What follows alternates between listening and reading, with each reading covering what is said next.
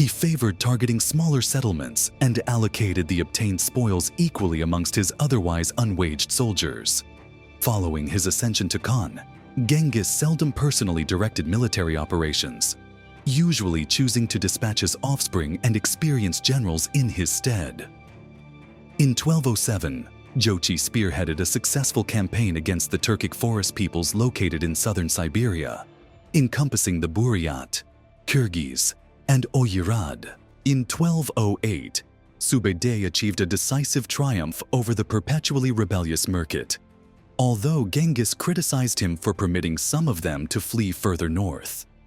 In 1209, Genghis ensured the capitulation of the Uyghur Kingdom in East Turkestan, presently the Xinjiang Autonomous Region of China. The Uyghurs had once governed a formidable empire that incorporated a significant portion of Mongolia, but by the commencement of the 13th century, they had yielded to the Kara Kitai, whose empire stretched from modern-day Kazakhstan into northwest China. Subsequently, Genghis enlisted numerous Uyghurs into the Mongol imperial administration and embraced the Uyghur script for the initial formal Mongol written documents. With the subjugation of the forest peoples and the Uyghurs' submission, Genghis established substantial groundwork for an invasion of China.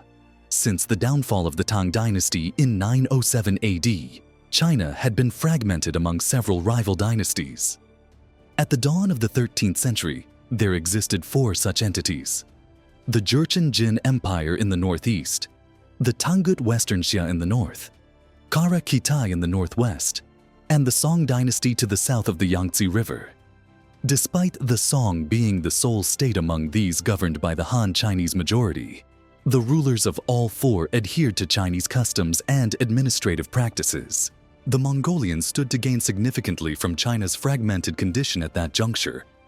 Genghis began to perceive the Tangut Empire as both a source of plunder for his restless armies and an arena to assess their prowess in confronting the more formidable Jin.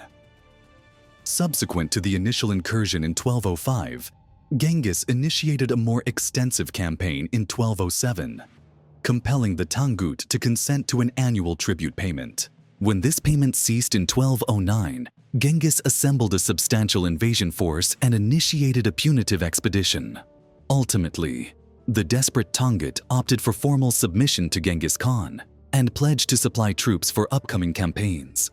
By 1211, with his rear areas secured, the 49-year-old Genghis Khan was prepared to shift his focus towards the Jin Empire. While this was partly fueled by a desire to avenge frequent Jin incursions into Mongol territories and the unyielding rationale of continuous conquest to sustain and remunerate his troops, the invasion of northern China had been a long-standing aspiration.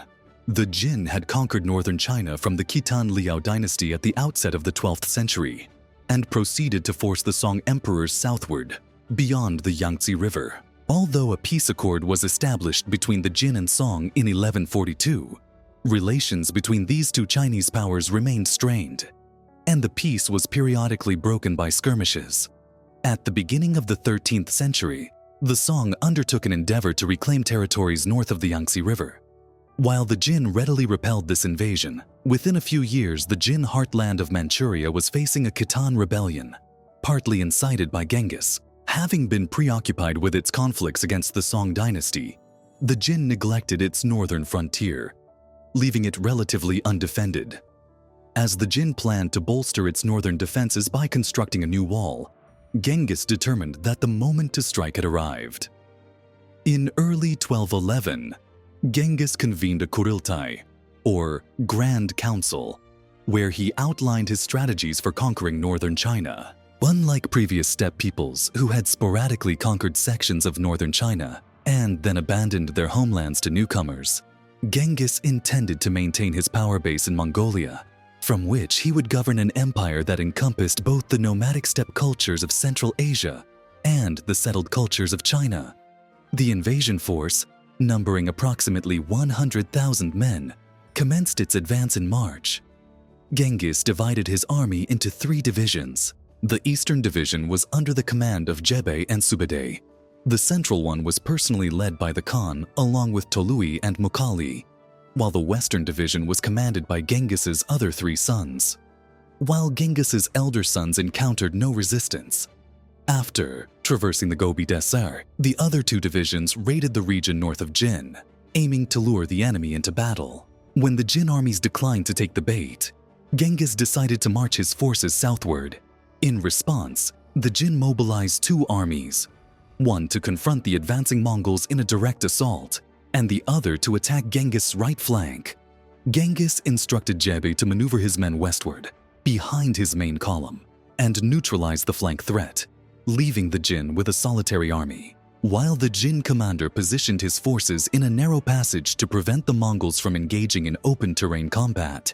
The impetus of Mughali's charge proved overwhelming for the Jin cavalry, which trampled its own infantry as it fled. The Mongols proceeded to secure two additional decisive pitched battles, effectively dismantling the Jin field armies.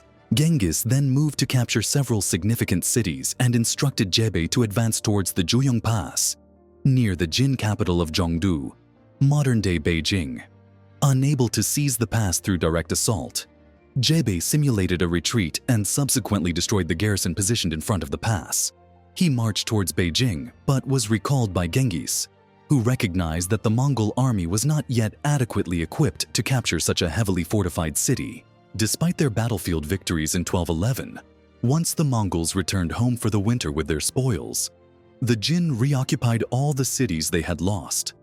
The following year, Jebe led a deep raid into Manchuria and pillaged the city of Liaoyang, thereby inciting a major Khitan uprising. In October 1212, Genghis joined Jochi, Chagatai, and Ogedei to attack the city of Datong, but the Khan sustained an arrow wound and halted the siege. In 1213, Genghis defeated a new Jin field army before capturing the Juyong Pass and encircling Beijing.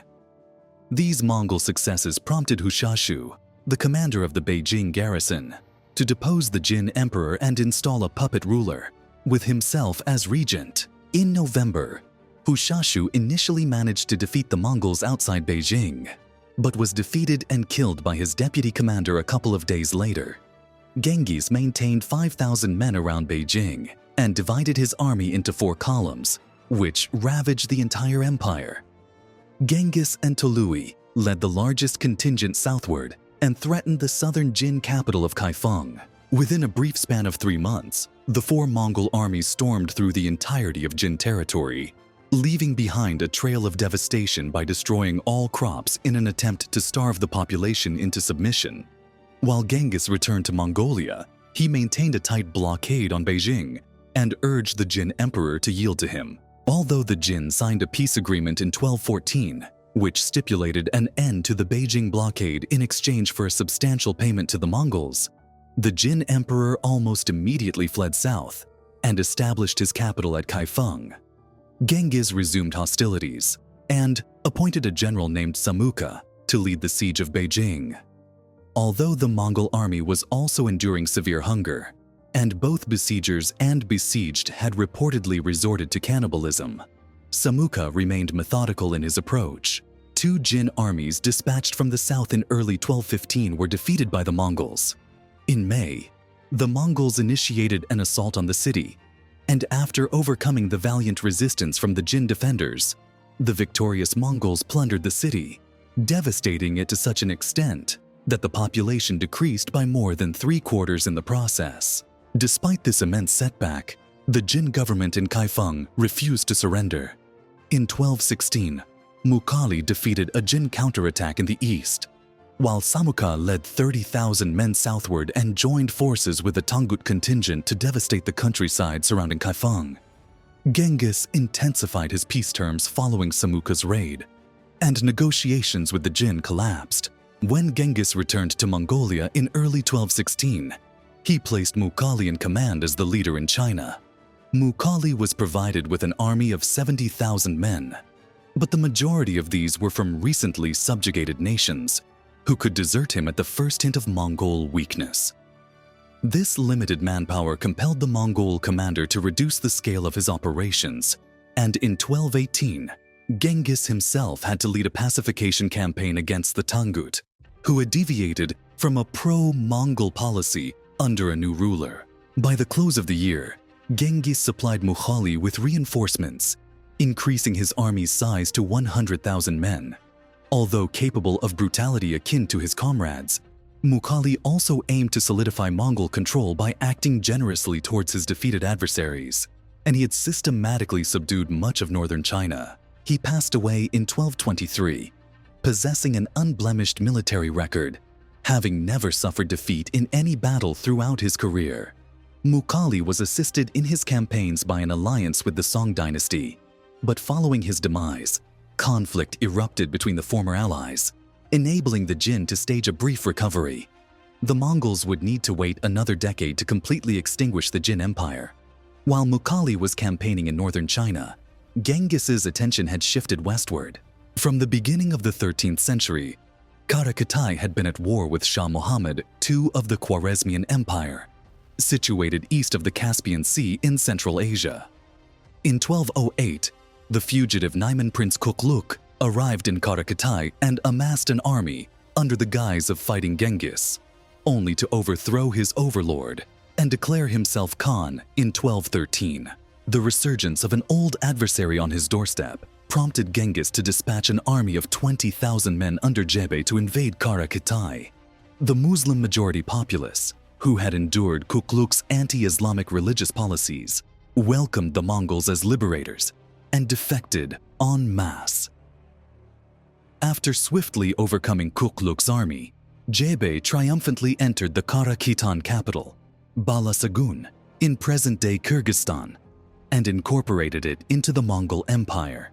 He then pursued Kukluk southward into Kashgaria, where he incited Muslims to revolt by issuing a proclamation of religious tolerance. In 1218, Jebe eventually caught up with Kukluk in northeastern Afghanistan and executed him. Thus commenced the Mongol westward expansion into Central Asia. Even as other segments of Genghis' armies were still engaged in the conquest of China far to the east, while Jebe was pursuing Kukluk, Genghis dispatched another army northward under Jochi and Subedei to pursue the remnants of the Merkit, who had allied with the Kuman or Kipchaks, a Turkic people who occupied a vast expanse of the Eurasian steppe, stretching from the lower Danube in the west to the Irtysh River in the east. The Mongols had driven the Merkit Kuman army into Khwarezmian territory and defeated it in battle. Incensed by this incursion, Shah Muhammad sent an army to confront the Mongols. Despite being significantly outnumbered, the Mongols managed to bring the Khwarezmians to a standstill before retreating. Upon receiving reports of this battle, Genghis was eager to maintain amicable relations with Khwarezmia and establish a mutually beneficial trade partnership, enabling him to refocus his attention on China. In early 1218, Genghis sent a large trade delegation to Otrar in the north of the Shah's empire, a fortress in what is now far eastern Kazakhstan. The local governor proceeded to massacre the entire contingent, alleging they were spies. Genghis initially displayed restraint and sent a team of 3 envoys, led by a Muslim diplomat, requesting the Shah to hand over the local governor. When an indignant Shah Muhammad executed the diplomat in response, Genghis finally acted and declared war. As both sides prepared for war, Shah Muhammad and his advisors determined that the most effective strategy to combat the Mongols was to retreat into their cities, forcing them into protracted and costly sieges, a form of warfare the Mongols were still not adept at, preferring battles in open fields.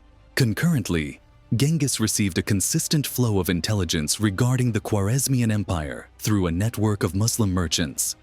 He was aware that the empire was plagued by internal divisions and that the Shah had struggled to establish centralized authority from his base in Samarkand. Furthermore, the Shah's mother, Turkin Khatun, was a powerful political figure and could issue decrees independently. These dynamics aligned perfectly with Genghis's objectives, enabling him to disseminate misinformation among Khwarezmian officials by issuing fabricated decrees purportedly from Turkin Khatun. Despite the Khwarezmian Empire's terrain presenting considerable obstacles for any invading force, Genghis was confident in his army's capacity to secure victory. A Mongol army comprised of 30,000 horsemen under Jebe and Yochi initiated the campaign, advancing westward from Karakitai and entering the fertile Fergana Valley in the spring of 1219, after traversing the high passes situated between the Pamir Mountains and the Tian Shan. Simultaneously, Genghis' main army, accompanied by his 3 younger sons and Subadeh, the strategic mastermind of the campaign, would target Otrar. Although the Khwarezmians had intended to adopt a defensive strategy, the appearance of the Mongols in Fergana provoked Shah Muhammad into dispatching a large army against them. As Jebe and Jochi's army was intended as a diversionary force, Jebe advocated retreat, but the impetuous Jochi disregarded his father's instructions to avoid pitched battles. Similar to their previous encounter, the battle proved inconclusive, but the Mongols managed to inflict significant casualties on the enemy before withdrawing from the field. By this point, the vanguard of Genghis's main army had emerged in the north and was advancing on Otrar.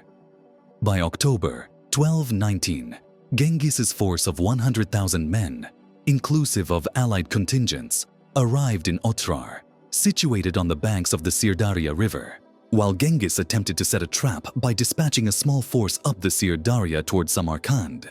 At that time, the largest city in Central Asia, the Shah relied on a formidable 60,000-man garrison at Otrar to withstand the Mongol onslaught. Once Genghis realized the Shah would not be drawn into his trap, he commanded his sons to besiege Otrar with full force. Having accumulated several years of experience in besieging Chinese cities, the Mongols were considerably more proficient in siege warfare than the Khwarezmians had anticipated, and Otrar fell swiftly in February 1220. Meanwhile, Jochi marched north to seize the cities along the Sirdarya, while Jebe turned southward to cut off any escape route from Samarkand. Genghis and Tolui, with 40,000 men, marched southwestward across the Kuzilkum Desert and arrived at the oasis city of Bukhara in February 1220. The bewildered Shah Muhammad was now encircled by Mongol armies on all sides. Genghis held a particular interest in capturing Bukhara, given the city's immense wealth. The Mongols captured the city after a fortnight, and Genghis proceeded to impose heavy taxes on the affluent elite. The capture of Bukhara paved the way to Samarkand, approximately 150 miles to the east. Although the Shah's capital was heavily fortified and defended by a garrison of up to 100,000 men, the string of spectacular Mongol victories had eroded Muhammad's confidence.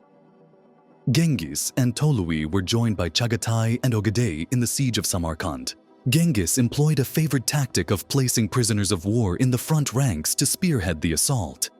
Those who were not killed by their own comrades turned and fled, creating the impression that the Mongol army was faltering.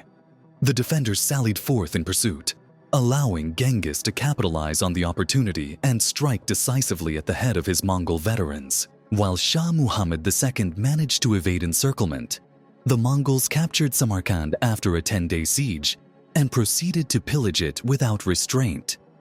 Genghis rested the majority of his army but dispatched a force under his elder sons to assume control of the Amu Darya, known in classical antiquity as the Oxus River, which served as a boundary between Persia and the Turkic peoples of Central Asia. The fugitive Shah Muhammad struggled to devise a recovery plan and eventually relocated to northern Iraq. Jebe and Subedeh, leading 20,000 men, captured several cities in Persia and Iraq and drove Muhammad from his latest sanctuary. The defeated Shah retreated north and sought refuge on an island in the Caspian Sea, where he succumbed to illness in January 1221. While the Shah was in flight, Genghis dispatched additional forces to invade the Khwarezm heartland. Following the capture of Khiva in December 1220, Jochi arrived at the walls of Gurganj. A relief column under the command of Shah Muhammad's son and successor advanced eastward towards Gurganj, but failed to secure the support of rival factions and retreated. As Jochi continued the siege, an impatient Genghis decided to send a large force under Chagatai to reinforce him. The two brothers had always harbored animosity towards each other and swiftly began to feud, and only the intervention of Bo-Orchu prevented them from resorting to violence. Genghis responded to this familial infighting by demoting Jochi and Chagatai in the line of succession, nominating Ogadei as his primary heir. Ogedei brought an additional 20,000 men to bolster his brothers and assumed command of the siege, capturing the city in April 1221. Following such a protracted siege, the Mongols perpetrated another infamous massacre, exterminating almost every single inhabitant of the city. The Mongols proceeded to treat the entire province of Khwarezm in a similar manner. The trail of Mongol destruction did not end there, as Genghis dispatched Tolui to invade the Khorasan region across the Amu Darya, situated on the Iranian plateau. The merciless Mongol prince proceeded to sack the cities of Merv and Nishapur, both significant centers of Islamic learning and culture, and among the wealthiest and most populous cities in the medieval world. According to certain estimations, Tolui's campaign resulted in the loss of over 1 million lives. Concurrently, Genghis continued his campaign in Central Asia, around what is now Afghanistan, eventually pacifying the region in late 1221 and early 1222. He also initiated a reconnaissance attack into India, but determined that engaging in a new war with the powerful Indian sultans was not worthwhile, as such an endeavor would overextend his resources. Prior to returning home, he instructed Ogedei to pacify the Hindu Kush, while a misguided revolt among the populace of the Khorasan province also needed to be suppressed, along with insurrections at Merv and Herat. Although several Khwarezmian mountain fortresses continued to resist, by 1223, the last vestiges of the empire were eliminated, effectively placing the Mongols in control of the vast majority of Central Asia, a region approximating to modern-day Iran, Afghanistan, parts of northern Pakistan, Kazakhstan, Uzbekistan, Turkmenistan, Kyrgyzstan, and Tajikistan. Genghis had accomplished this feat in less than half a decade. While Genghis and his sons were finalizing the conquest of the Khwarezmian Empire, Jebei and Subadei were conducting the most extensive long-distance raid in history. Shortly after the death of Shah Muhammad in early 1221, Subadei obtained permission from Genghis to lead a campaign directed at the Kuman heartland on the Russian steppe, stretching from north of the Caspian Sea westward to Ukraine. The Khan provided him with a force of 20,000 cavalry, with instructions to return within 3 years. After subduing several cities in northern Persia, they turned north towards the Caucasus. As they approached the city of Tabriz in present-day Iranian Azerbaijan, the city's governor submissively surrendered and agreed to pay an exorbitant tribute. The Mongol victories spurred groups of Turkmen and Kurdish raiders to join their ranks to partake in the spoils. These auxiliaries served as the vanguard for an invasion of the Kingdom of Georgia, with the Mongols following behind. After ordering the vanguard to devastate the countryside, Subadei baited the Georgian army into battle and secured a decisive victory. Following their return to northern Persia to safeguard Tolui's northern flank as he ravaged Khorasan, Jebei and Subadei returned to the Caucasus later in the year and once again defeated the Georgians. After traversing the Caucasus Mountains, the Mongols descended into the Eurasian steppe, which was dominated by the Kumans. When 2 sizable Kuman armies were defeated, they sought assistance from the Russian princes. At this juncture, the Mongols received an envoy from Venice, offering a lucrative trade agreement in exchange for military support against their Genoese rivals on the shores of the Black Sea. The Mongols accepted this proposition and destroyed a Genoese trading colony in the area. Then, armed with Venetian intelligence concerning the principalities of Rus and their traditionally antagonistic relationship with the Kumans, Jebei and Subadei and their men spurred on their steeds.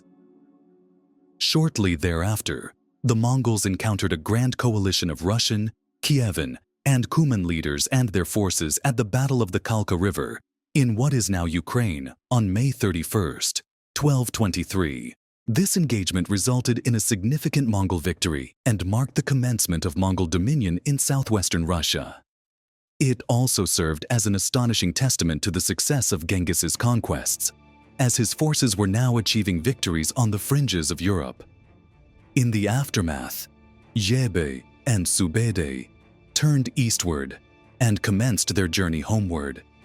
In the words of the Novgorod Chronicle, God knows whence he fetched them against us, or where they hid themselves. It would be another 14 years before the Mongols returned.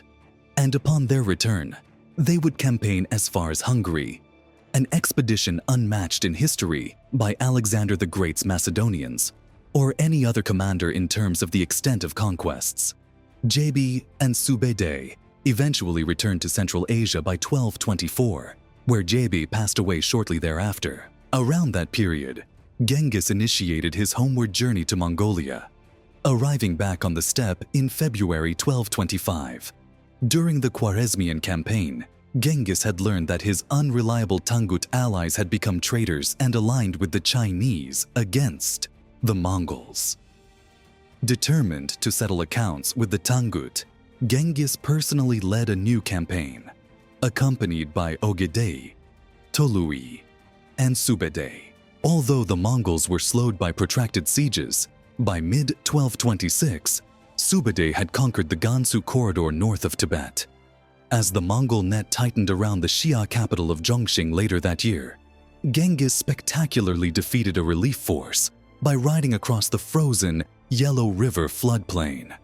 He entrusted the siege of Zhongxing to his subordinates and joined Subedai in raiding Jin territory. By the time the Xia agreed to surrender in July 1227, the Great Khan was nearing death. Shortly before embarking on his final campaign, he had fallen from his horse, and his health had never recovered. During the campaign, he convened a grand Kuriltai to formally proclaim Ogedei as his successor as Great Khan, while stipulating that Ogedei's successors would be selected by a Kuriltai.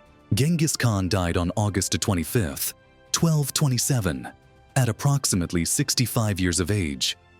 According to the secret history, his body was transported back to Mongolia and entombed in his homeland. But some historians theorize that he was actually buried in the Ordos Desert, as his body would have decomposed rapidly in the summer heat. The location of Genghis' tomb remains one of history's great enigmas, and the narrative that anyone with knowledge of the site was executed is likely accurate. Genghis' death did not halt the Mongol conquest he had initiated. Under Ogedei's rule, new invasions were launched into Persia, and fresh attacks were initiated against the Arab Caliphate in present-day Iraq, commencing a war in the 7th century Middle East that would persist for several decades, ultimately culminating in the siege and capture of Baghdad, the capital of Islam since the mid-8th century. In 1258, the Mongol Empire would eventually extend almost to the Mediterranean Sea in this region before its expansion ceased. To the east, Ogedei also launched the first invasion of the Korean peninsula. Following the brief reign of Guyuk Khan in the mid-1240s, Möngke Khan, a grandson of Genghis, succeeded as the 4th Khan. His reign was characterized by consolidation, as the administration of the vast Mongol Empire was improved and largely conquered territories were fully integrated under Mongol rule, particularly in the Middle East. Subsequently, the empire fragmented into several khanates due to succession disputes. These khanates included the Golden Horde or Jochid Khanate in Russia, the Yuan dynasty in China, the Chagatai Khanate in Central Asia, and the Ilkhanate in the Middle East. The most notable of the later Mongol rulers was Kublai Khan, who reigned between 1260 and 1294 and was a grandson of Genghis. He finalized the subjugation of China and even tried to initiate invasions of Japan, although these endeavors did not succeed. It was at Kublai's imperial court that the Italian explorer and trader Marco Polo made his appearance in the latter part of the 13th century, providing a Western record of the magnificence and impressiveness of this Mongolian sovereign's court. This represented a significant departure from the dire circumstances Genghis had experienced as a young man on the Asian steppe 100 years prior. Genghis Khan's legacy endures as that of a foremost conqueror in global history. After rising from relative insignificance to seize command of the Borjigin clan, Genghis was compelled to wage arduous campaigns to eradicate his adversaries and consolidate the tribes of Mongolia into a unified nation. He subsequently proceeded to conquer a significant portion of northern China before directing his forces westward and defeating Kara Kitai and the Khwarezmian Empire in Central Asia. His triumphs were attributable to three primary elements. Firstly, He successfully unified the historically fragmented tribes of the Asian steppe into a powerful military force. Secondly, he capitalized on the military might embodied by Mongolian cavalry archers who moved rapidly on horseback across Asia, and he himself was an impressive military leader, demonstrating his flexibility by incorporating Chinese siege weaponry into his armies with relative speed. However, thirdly and lastly, Genghis also benefited from a degree of fortune. At the outset of his conquests, Imperial China existed in a weakened and fractured condition, while to the west, the significant Muslim powers of the Middle East and Central Asia had experienced substantial decline from the peak era of the Arab Caliphate in prior centuries. Genghis's achievement lay in his ability to leverage these exceptionally favorable conditions. His progeny and his successors would expand upon their predecessors' conquests to establish the most extensive, uninterrupted empire in human annals. What is your assessment of Genghis Khan? Was he a remarkable conqueror and a practical political strategist, skilled enough to construct an empire that incorporated numerous nations and diverse faiths? Or was he a ruthless and cunning autocrat who governed with absolute power and permitted his forces to perpetrate unspeakable barbarities on the flimsiest of justifications? Kindly share your thoughts in the comments section, and in the interim, we extend our sincere gratitude for your viewership.